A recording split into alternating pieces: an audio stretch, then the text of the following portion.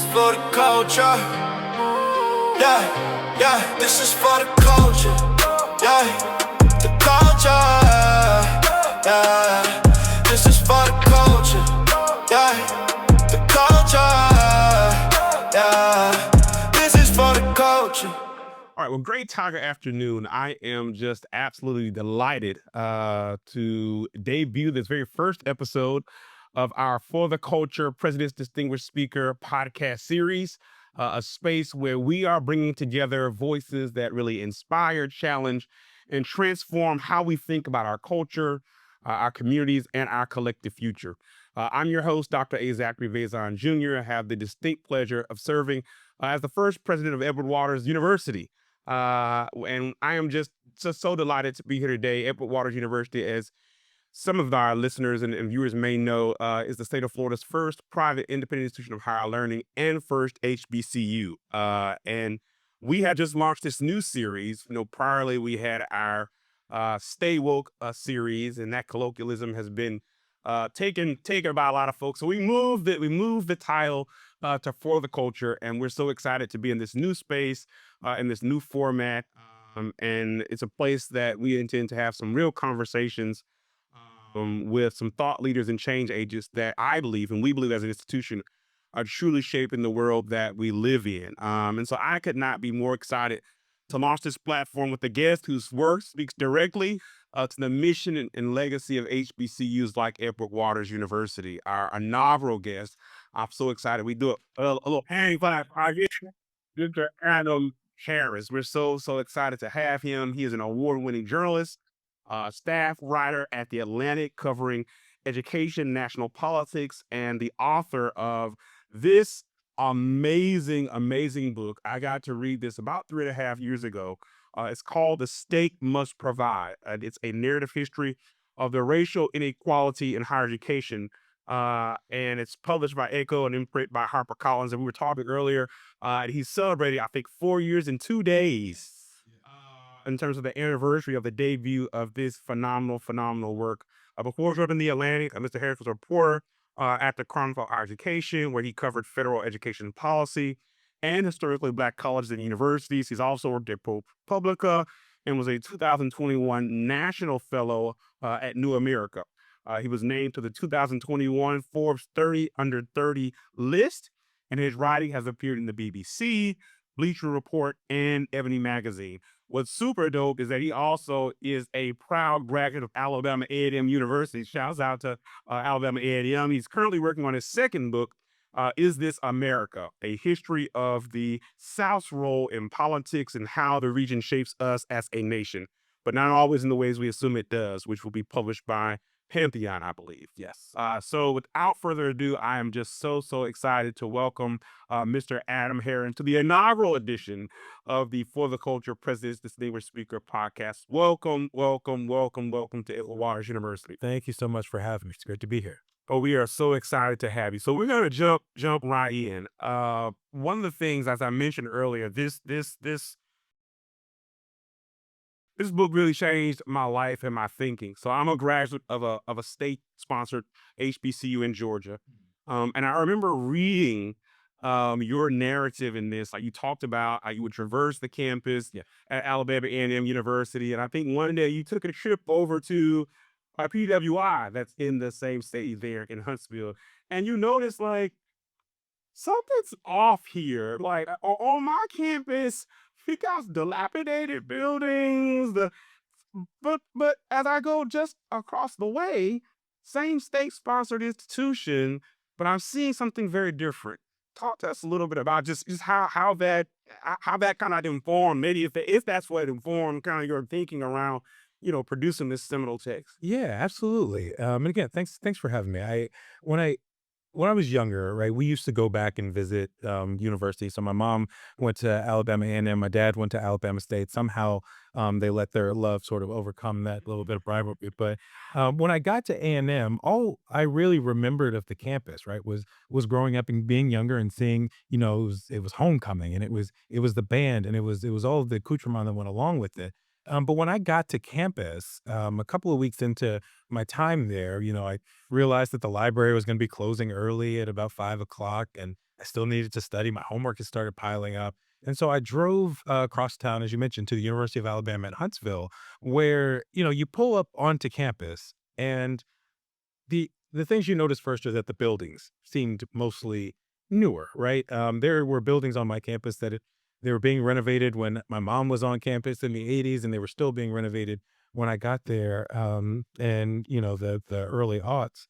And that struck me as strange, in part because Alabama A&M had been open since 1875. Right. University of Alabama Huntsville had only been open since 1950. And so, yes, the universities, the buildings may be newer because of that, but you start to dig in a little bit more, and you see that, well, why is their endowment twice the size as Nuvar's? You dig in a little bit more. Why are in a city that is, about 30% Black in Huntsville? Are there only 10% Black students on campus when this is supposed to be a commuter campus that is serving the community? And so I sort of had those questions in the back of my head. And every time I would visit a different city, it was a similar story, right? If you go to Houston, you see the University of Houston, you'll see Texas Southern. Right. You go to Montgomery, and you'll see, uh, you know, Auburn University in Montgomery. You'll see Troy State University in Montgomery. Then you'll see Alabama State, right? And it's really this resource issue as opposed to a general issue. And so what I really wanted to do was figure out why that was the case. Why these institutions that have served my family so well, that educated my mom and dad, that educated my sisters, that educated my uncle who was a drum major at I&M, how are these institutions not being showered with funds for the work that they're doing to support their students? And so as I started pulling on that thread, that was the sort of genesis of the book. And so tell me, and we're going to talk obviously more in depth about this. What did you find? I know, for example, one of the things that you talk about in your book is how the Moral Acts of 1862 and 1890 kind of enabled the creation of land grant HBCUs. Can you kind of walk us through some of maybe how some of these early contributions from the state simultaneously empowered Black higher education, but also in some ways were constraining in terms of our institutions' futures? Yeah, absolutely. And so uh, if we look across the higher education landscape that we recognize today, right, with the large state institutions, you think Auburn, maybe Texas A&M, North Carolina State University, Iowa State University, Michigan State. These were institutions that really grew out of the Morrill Act of 1862, right, where where the federal government gave states land that they could sell in order to fund a university. It was about 17 million acres of land that was expropriated from about 250 indigenous tribes, that was doled out, that these states sold to fund these institutions. And Iowa was the first state to accept the land grant. Mhm. But the big issue was that most of the states, when they would accept the land grant and fund these institutions, did not enroll Black students. So Iowa State doesn't enroll their first Black student until 1890, and that's George Washington Carver. And the only reason they're doing that is because in 1890 there is a second Morrill Act, which says that a state cannot discriminate based on race, in its admission of students. What it could do, however, was create or fund a separate institution, Right. for Black students. And so, Alabama A&M gets funded out of that. North Carolina A&T, they Right. start to establish institutions like Langston University in Oklahoma, that would do the work of educating those Black students. And some institutions like Iowa State decided, okay, we can go ahead and enroll Black students in our university. But there's a 30-year gap in state funding, where those predominantly white institutions started getting that land grant money in 1862 to 1867, 1868, and the Black institutions didn't really get it until 1890. There were some exceptions, like Alcorn State, right, founded in 1871, given a guaranteed appropriation of $50,000 a year for at least a decade. But then as you move out of Reconstruction, right, the period where America was really trying to really experiment with democracy for the first time for all of its citizens, at least all of its male citizens. And then by 1875, that retrenchment begins, and the so-called Redeemers sweep in, reduce that Alcorn appropriation to $15,000. A year later, they reduce it again to $5,500. Meanwhile, Ole Miss is saying, hey, we would rather all of our faculty resign and this institution close than to enroll a Black student. And so that early gap that starts to develop is still something that we are grappling. Now, talk to me about, as you just kind of alluded to, the present day impact. So I know recently one of the periodicals in which I know you've contributed to, Forbes, did this big story. I think it was about a year or so ago, but they chronicled the funding gaps of those 1890 land grant HBCUs. We've seen recently in the news Tennessee State, what's going on there.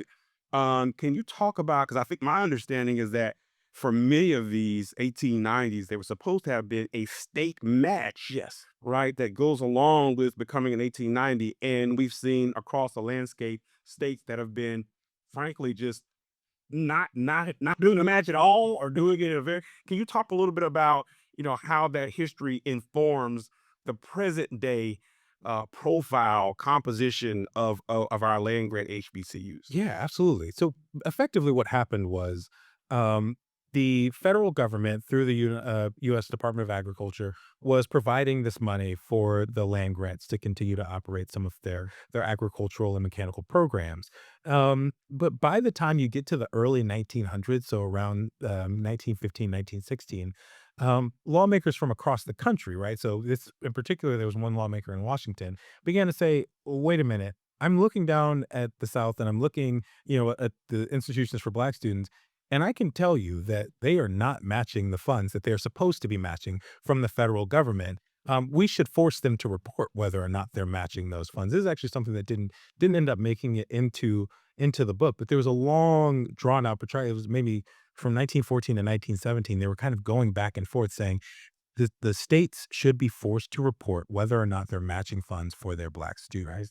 And the Southern lawmakers, through seats on powerful committees, fundamentally voted it down and said, no, no, no, we can take care of this ourselves. Mm. You fast forward a little bit to the mid 1940s, when the Truman Commission for Higher Education and American Democracy releases its report on the state of higher education funding, and they say there's not a single state that funds their Black and white education equally, higher education equally, from 3-1 in DC to 42-1 in Kentucky.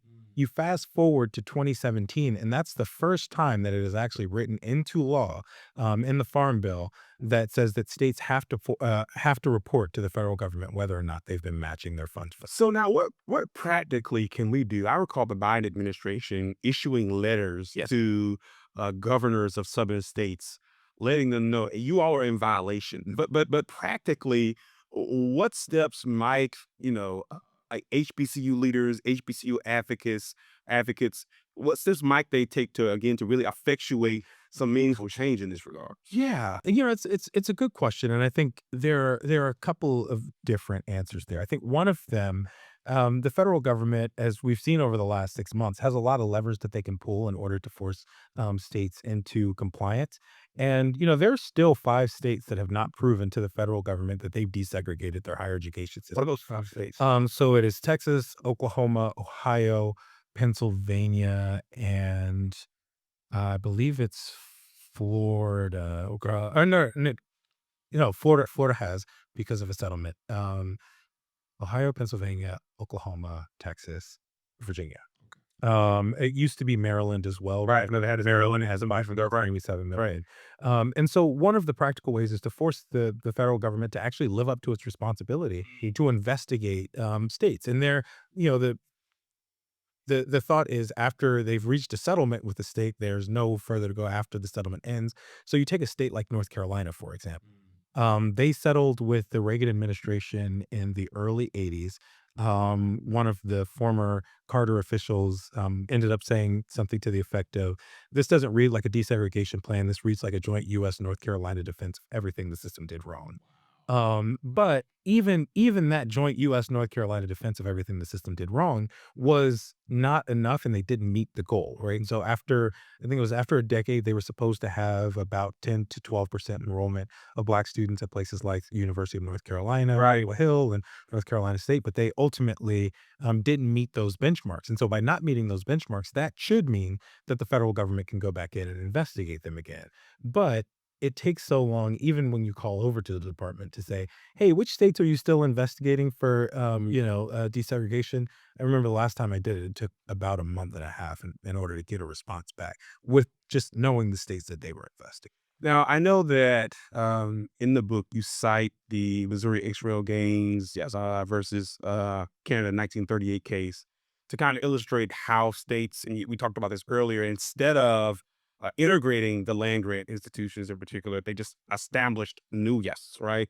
And what were some of the long-term consequences of that approach? hmm So effectively, right, what they were trying to do was say, okay, we can establish a law school for Black students, right? We can establish a medical school. We can establish a, this graduate school for Black students, and it's going to be equal, right? I always take the case of Ada Louise Sepple Fisher as such a jarring example of how far the state would go to get around actually integrating its institutions. And so Ada Louise Sepple Fisher graduates from high school, literally has the credentials to go to a Harvard or wherever.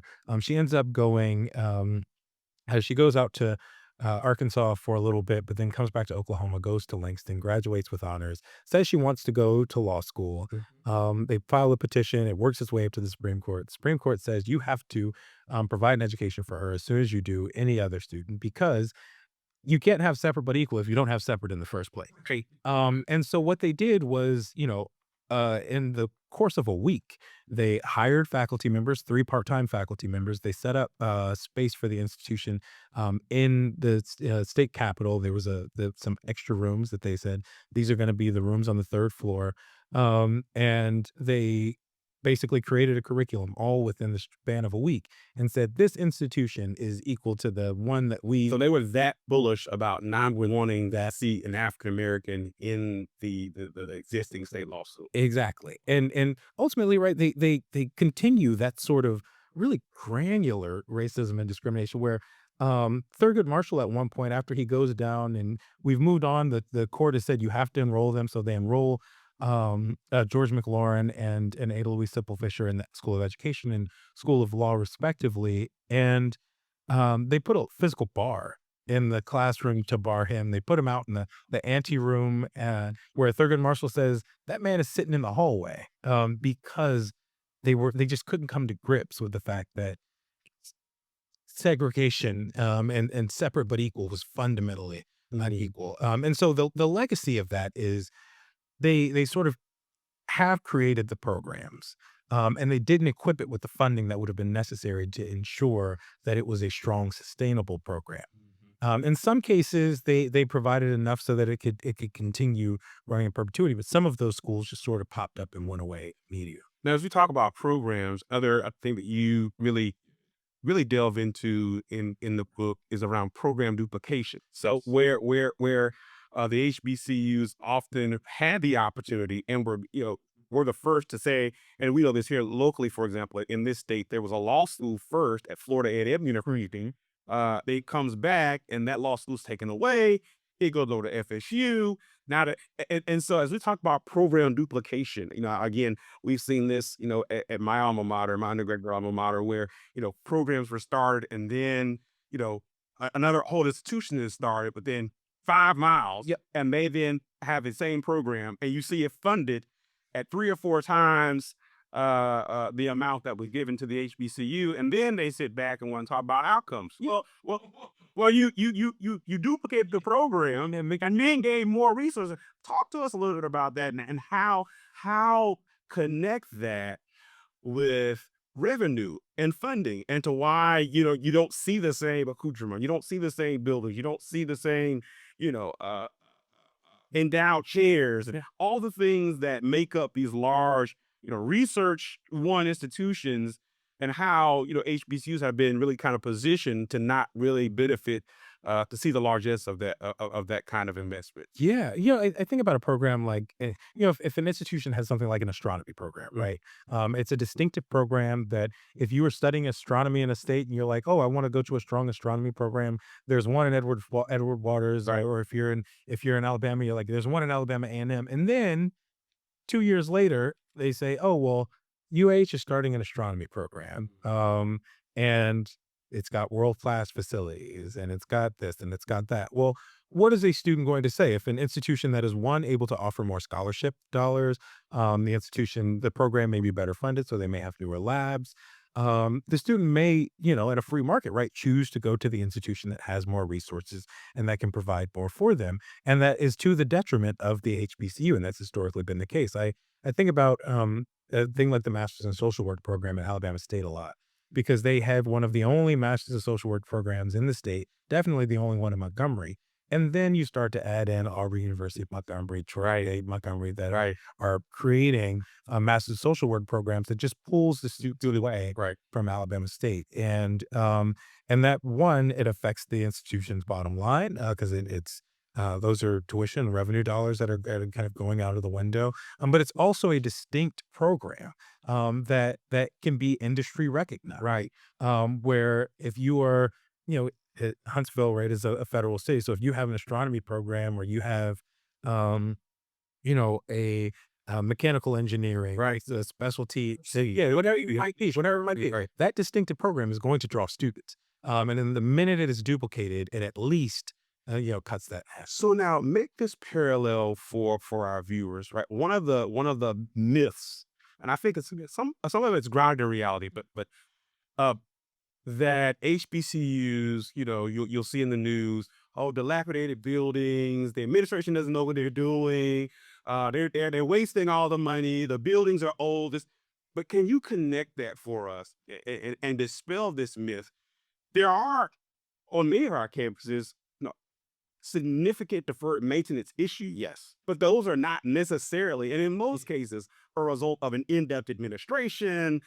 Black folks just don't know what they're doing. They embezzling the money. That there actually is a historical context that I think you're speaking to, that directly creates these present day realities in terms of the condition of campus and why don't we have this technology and why does the PWI across the street have all these sterling and a lot of times then the indictment is, you all aren't getting out in the community enough. They don't know you well enough. Can you talk a little bit about how those things are interconnected? Absolutely. I think so. I thought of this as like a toothbrush analogy, right? So if you were given a toothbrush and you brush your teeth regularly, you go and get your regular checkups. You might have a cavity every now and then, but that's just because, but you're typically going to be generally fine. That's right. But if you're not given that toothbrush at the beginning, that next checkup you go to, you're definitely going to have a cavity, right? But if they only give you a toothbrush when you have a cavity, that's going to turn into a root canal. And so what effectively is the issue now is that we are trying to solve root canal issues with filling the toothbrushes. Good. So that deferred maintenance, it just builds. It's not like, that building is old and so we'll focus on these. It's like, okay, that building's old that needs repairs. So we need to figure out how we're going to repair that one while this one also needs some upkeep. And so we have to go and take care of, do we take care of the one that's older? Do we take care of the— Welcome to my life. Right. And I say to our faculty, staff, students, and everyone here, it's like an elephant, right? Yeah. And I'm trying to eat that elephant piece by piece. And it's, everything is often on fire. And so you're forced to choose which one is going to actually burn down today and which one is just kind of embering, even though if it's that it's coming. So that's the reality. And that is exactly it, right? It is trying to figure out how to, one, ensure the longevity of the institution while you're also dealing with these various issues. I think about Kentucky a lot because, as I mentioned, right, 42-1 was in 1946. There was the gap of 42-1. And Kentucky State now has been, dealing with financial issues. But there was a lawmaker recently that said, well, if y'all don't know how to manage your money, then maybe you should close. And I remember about 3 or 4 years ago at that cashew, state came in and said, we're going to, Yeah. And my first thought was, this is just, it's expensive to be poor. Wow. And it's the fact that, yes, you still have to make payroll. Yes, you still are thinking about the different things on campus, and you're trying to ensure that this institution sort of continues on, but the state has been short shrifting you for a long time. If you think about the fact that it was 42-1 in the 40s, how much has that grown in that gap, right? And you also have these sort of performance-based funding model there, where the way that it ends up working out is the more Black students that you enroll, the fewer dollars that you get. Wow, state of Kentucky. And so and it's not just Kentucky, right? That's sort of across. Right. I shift a little bit, kind of given the historic and ongoing inequities that I think you're chronicling here. You kind of document in the book, and you document some of the historical inequities. How do you respond to much of the political move now that champions race neutral kind of funding models, and that these are, are purported to be sufficient models to support institutions in today's kind of political climate? Um, I guess my thought is always that there is no substitute for race because of America's history with race and racism.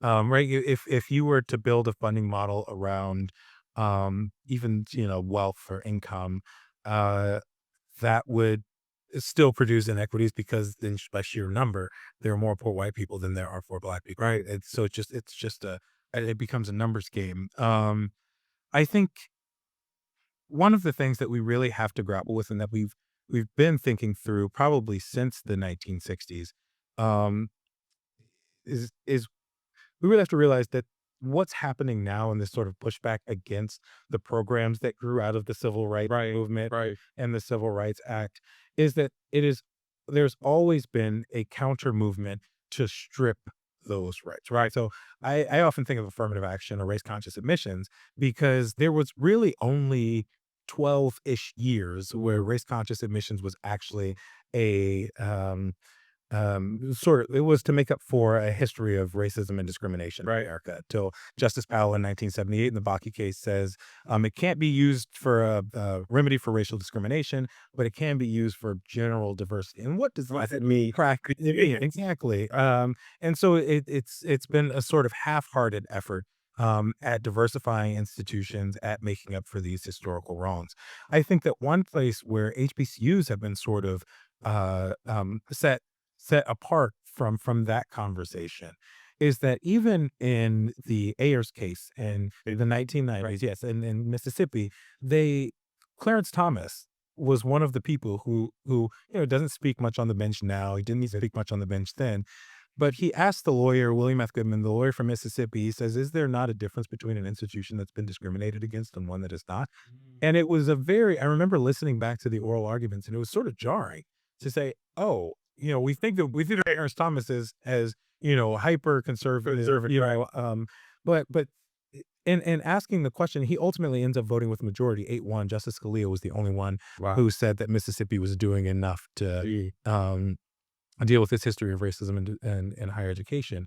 But the fact that HBCUs do enjoy that general support, right? People understand why they're still important.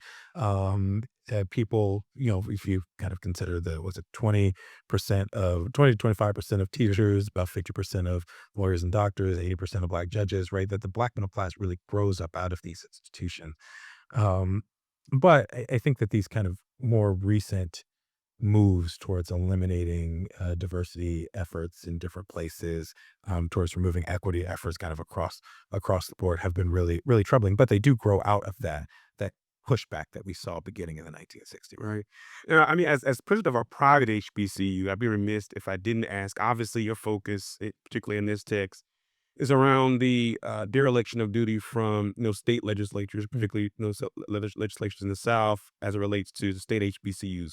But what say you for the plight of private HBCUs, that many of whom have been locked out of access to capital? Can you talk a little bit about kind of what your sense is with regard to the current state of private HBCUs and some of the history that might exist in terms of their lack of access to capital in some senses? Yeah, absolutely. So I think that there are a couple of different things. One is that there there are levers that states have pulled for different private institutions that they have not pulled for HBCUs in terms of providing some funding.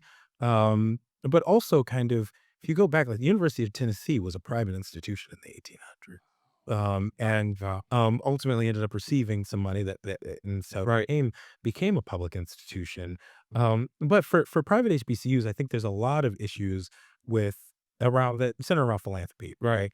I remember writing a story a couple of years ago where Bennett College, of course, was trying to push for it to retain its accreditation. Right. They launched a pledge to say we were trying to raise $5 million over the next 50 days in order to hit our goal. They did end up meeting that and exceeding it a little bit. I think they got to $8 million. But I remember going and looking through and saying, how many institutions have received, you know, donations of $5 million or more in the 50 days that they were doing this donation drive? And it was over 15 institutions. They were all predominantly white Wow. institutions. Wow. And that, like the philanthropic giving piece of it, I understand giving to an institution that you're an alumni of, but I think that there's a hesitancy among the donor class and philanthropy class to actually support historically Black colleges, Right. in part because they see the negative headline, Right.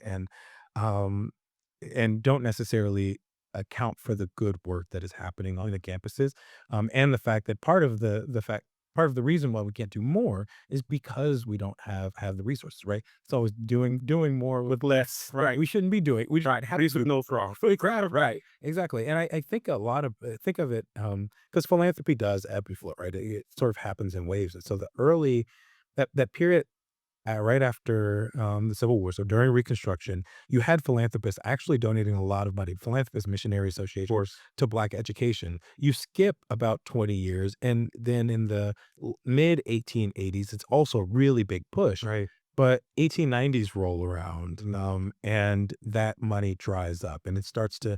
I mentioned Berea College in the book. It's not an HBCU, but it's In Kentucky. yes, it's Kentucky. Their first integrated. Like they talk about no tuition. Yeah, no tuition. It's 1892, right? And their president, William Goodell Frost, in the early 1890s. This was an institution that was about 50-50 at the time, at 50% Black students, 50% white students. He starts to give these speeches around the country that was saying, we need to help support our ancestors in the mountains.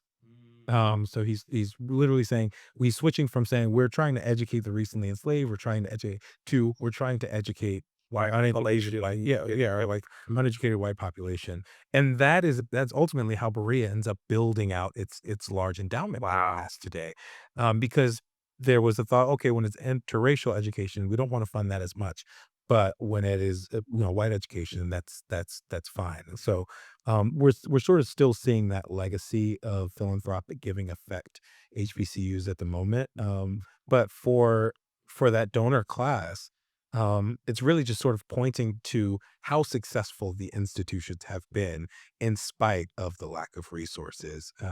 And the more that we can build towards moving away from some of those benchmarks, right? If you were an institution with fewer than 1,000 students, an endowment fewer than $50 million, and a rural location in particular, which a lot of smaller private HBCUs are right situation, you're more at risk. Right. So building out that endowment is incredibly important.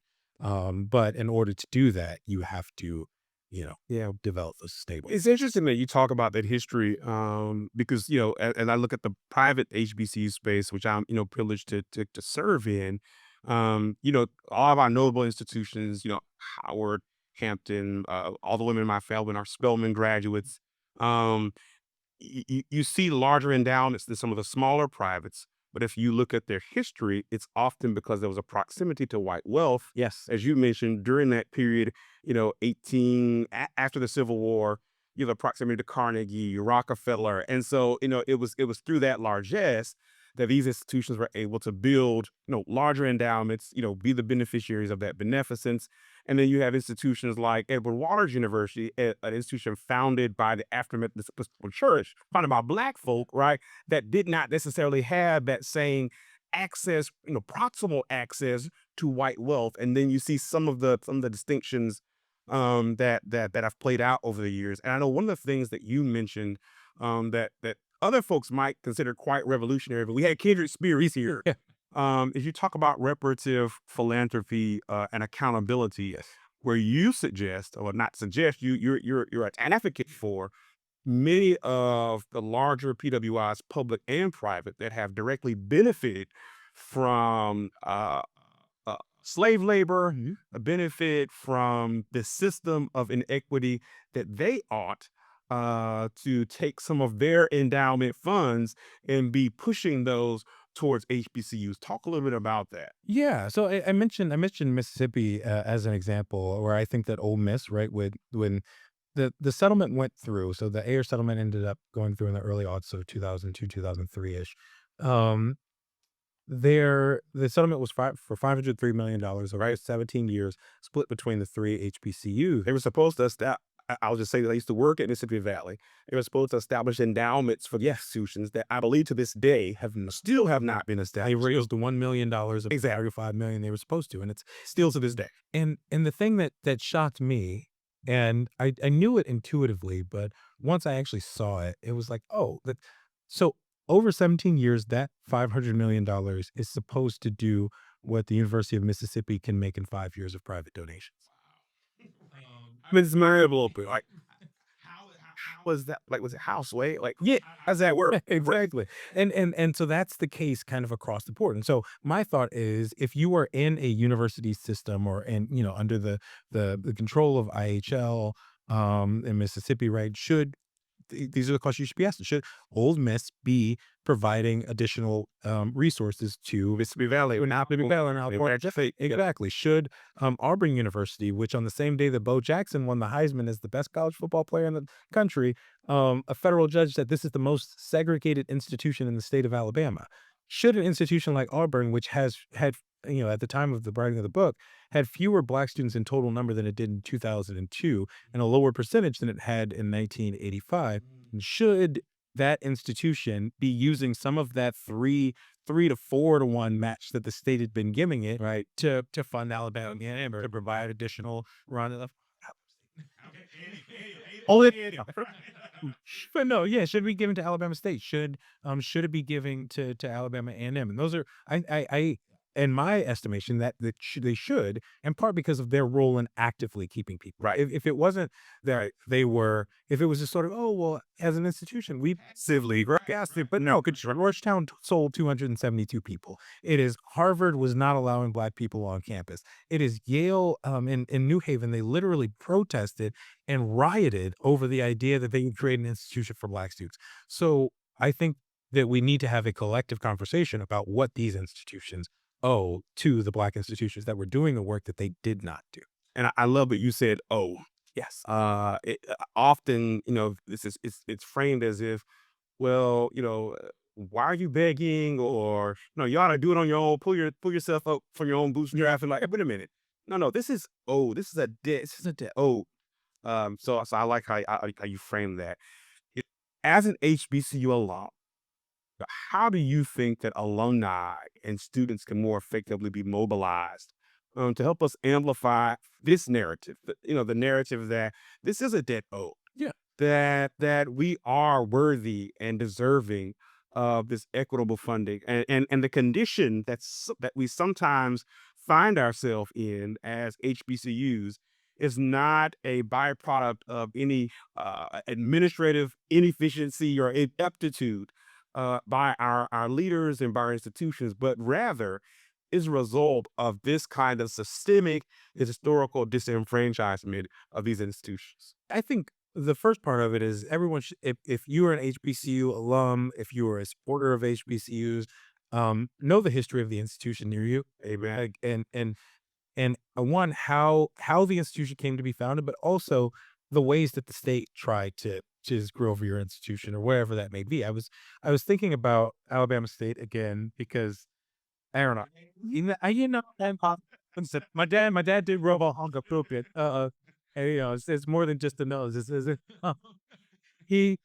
I back in the 1890s, when Alabama State was trying to make the move from the Macon area up to Montgomery, a lot of white citizens in Montgomery protested it. We don't want that black college coming to Montgomery, and so the state agreed with them and stopped funding Alabama State for a full year. Wow. And the only reason the institution was able to stay afloat was this tuition dollars for students and so a little bit of philanthropy that they were able to get. But that was the only way they were able to make payroll that year. And so I think about like all of those little instances, whether that is the state say, oh, we're going to send this student out of state for graduate school, and we're going to take $5,000 away from Kentucky State's budget because this is for the education of Black students. And so, and then even if they didn't spend that full 5,000, Kentucky State was never going to see it again. And so thinking about all the ways that your institution has been nickel and dimed over the years, and then taking that to your local lawmaker, right? And saying, hey, this is a problem, right? And it's not just that, we've had a bad run over the last 20 years, is that we have been discriminated against for decades and decades. And we can only really get back to 1987 in terms of how much we've been discriminated against, because that's when iPads started, and the granular data that we have at the federal level.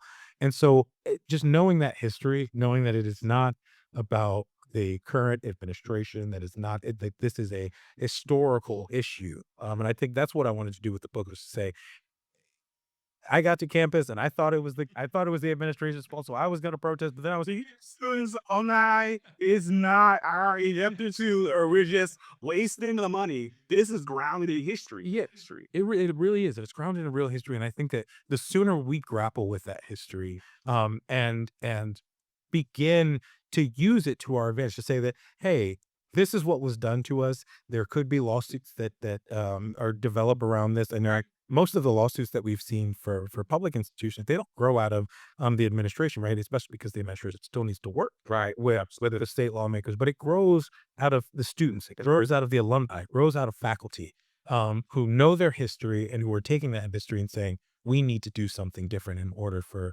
our institution to continue. Things to your point, that's the history of heirs. They got the head of night, get Alabama. I mean, absolute. So students, you can be empowered, right? You deserve an equal and equitable, yes, experience at our institutions, just like you would any place else.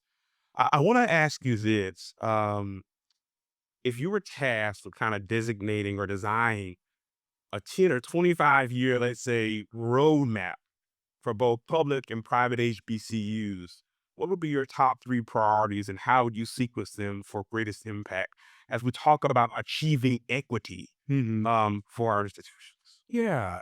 I think at a fundamental level, right, addressing the deferred maintenance issues is one thing, because a lot of the capacity problems that we see are that we can't use all of the buildings that we have on our campus. So I know that there was the Ignite Act several years ago, right? Talked about, maybe we can get deferred maintenance handled on college campuses. That sort of subsided a little bit, but I think bringing back something like that in order to address that large scale deferred maintenance would be a big first step.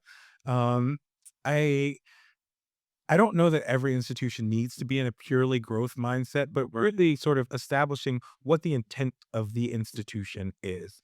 So every institution doing a sort of reevaluation of where are we, where do we want to be, whether that is we want to, be a 4 or 5,000 student institution, or if that's, oh, maybe we'll stick around 13, 1,400, so that in a way that Berea does, right? Hey, we can spend down everything on our, stick to that, no, you're going to do that, stick to that, and do it well. And then I think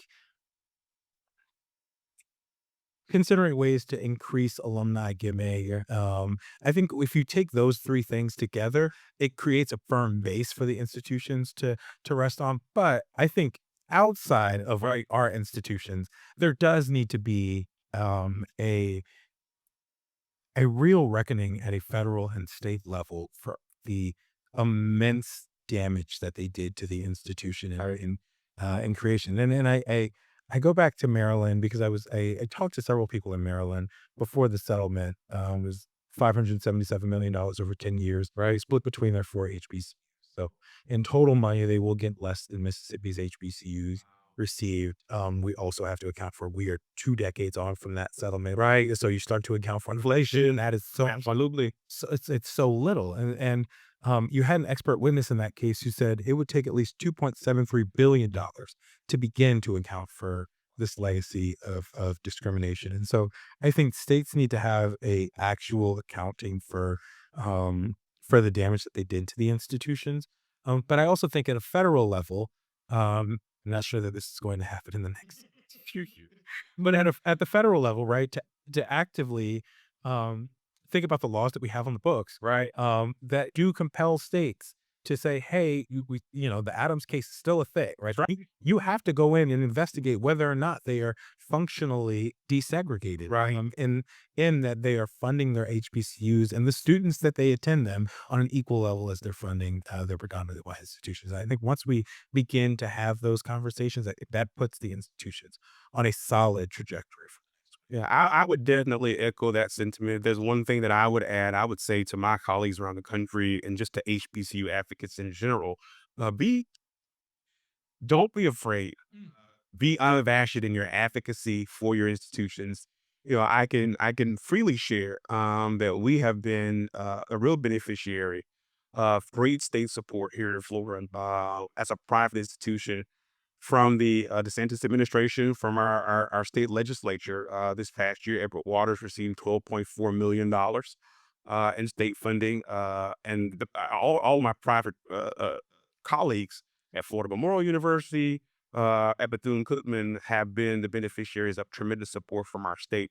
But it's because something that you mentioned earlier, you highlight in the book, the contemporaneous relevance of the impact that our alumni are making, right? That 80% of Black judges are HBCU graduates. You talk about the fact that 50% of Black doctors and lawyers are HBCU graduates, that we graduate 25% of all Black STEM students come from HBCU. So, my experience has been in walking the halls of legislature, if you're able to demonstrate that contemporaneous relevance and the current impact that you're having, many times that blurs in a positive way the partisan lines. And people want to get behind that. We certainly have seen that here in Florida as well. Yeah, absolutely. I think that, the economic benefits of the institutions and the students that they produce are, I mean, the amount of jobs that HBCUs create generally in their areas, but then as they send their students out to do great things, right? It's the founder. So in 1790, I'm sorry, I always go back to this quote from George Washington. 1790 is his first address before Congress, and he says that there's nothing that better deserves your patronage than the arts and the sciences, because knowledge in every country is the surest basis of public happiness. Wow. And the thought was, to build good citizens, they need to go to college. And the reason, of course, why they were able to think so loftily about it was because they knew what it was to deny people education. 1740, it was, South Carolina slave codes and that barred teaching enslaved people to read, and Georgia followed suit. Several other states followed suit afterwards. But the fundamentals of it are exactly right. There's that there the thought was, if you want to build good citizens, you do it in higher education. And it's also, those good citizens go out and have an economic contribution to your country. And so that it's affect the work that Edward Waters is doing, the work that HBCUs are doing, is the noble work of the country in building people who are informed citizens ready to participate in the economy. And the more you can have that message, I think the better off the institutions are. Well, listen, I think that's a great place to close our conversation today, making and staking the still current claim that seeking a higher education is a worthy endeavor. And so, again, I want to thank you for your time being here with us again on this inaugural edition of our For the Culture President Distinguished podcast series. Listen, we're going to make a required reading as a part of our curriculum here at Edward Waters. So if you have not read this amazing book, it is The State Must Provide: Why America's Colleges Have Always Been Unequal and How to Set Them Right, by HBCU graduate Mr. Adam Harris. So delighted that you were able to join us here this afternoon, brother, and keep up the outstanding work. We need more advocates. We need more folks that are standing the gap and speaking truth to power for our institutions. So thank you so very much for being here. And join us next time again for the For the Culture Edward Waters University podcast. I'm Zachary Faison Jr. Look out for us. We're going to be coming out probably about monthly.